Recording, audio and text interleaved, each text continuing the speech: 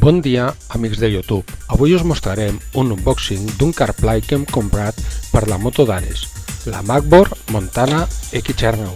Es tracta d'un CarPlay que van comprar per AliExpress, un Moto C7 Super, un CarPlay de 7 polzades. Aquest unboxing el fem sense ànim lucratiu, ja que nosaltres no en guanyem res mostrant-vos-el. Ja heu pogut veure com la caixa del CarPlay anava embolicat en plàstic de bombolles dintre de la caixa neutra de cartró.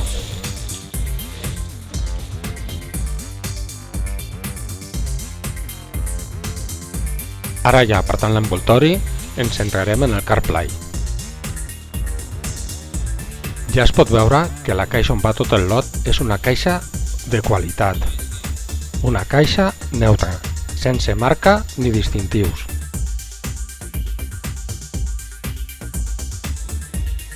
Quan vam obrir la tapa, el primer que ens vam trobar va ser el CarPlay, la pantalla, embolicat amb una bossa d'espuma.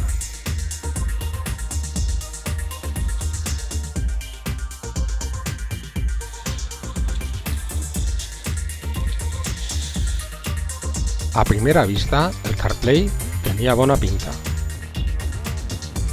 I aquí podem veure els connectors de la part de darrere.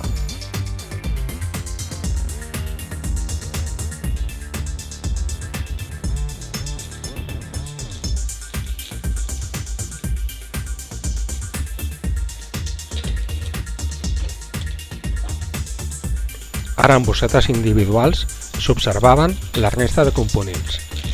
Primer, la bossa amb el suport del CarPlay.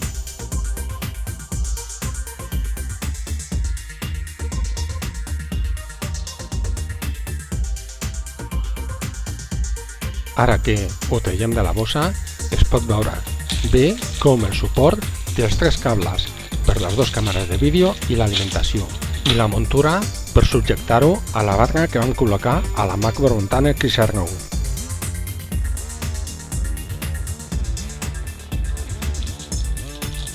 En aquesta bossa hi ha tornilleria addicional per muntar-ho en tubs d'una polzada. La muntura és per tubs de mitja polzada. En aquesta bossa, per la longitud del cable, ja veiem que es tracta de la càmera posterior. I també van les muntures per aguantar la càmera i 2 cargols per subjectar-ho al plàstic.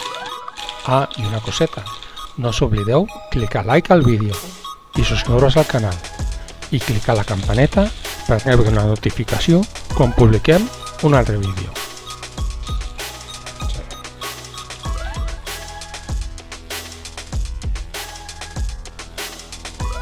Ara traiem una altra bossa amb la càmera frontal i les muntures pertinents.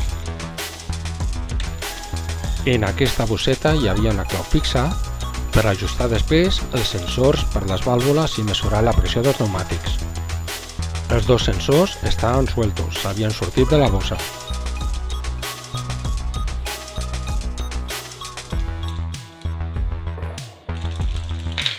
En aquesta bossa que traiem ara, vam veure que hi havia la font d'alimentació per connectar-ho a una toma de 12 volts.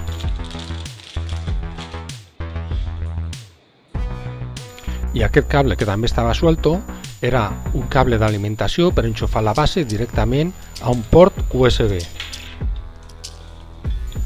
I en aquesta bosseta un comandament inalàmbric amb una L que farem servir de suport. Aquestes 2 femelles que també estaven sueltes són 2 femelles per ajustar les vàlvules amb els sensors de la pressió de l'aire. I per acabar, l'últim que hi havia era un breu manual d'instal·lació i ús. Això era tot el que hi havia en el lot. Ara us deixarem unes imatges amb les peces que hem tret i en un pròxim vídeo ja us mostrarem la instal·lació i l'ús d'aquest CarPlay.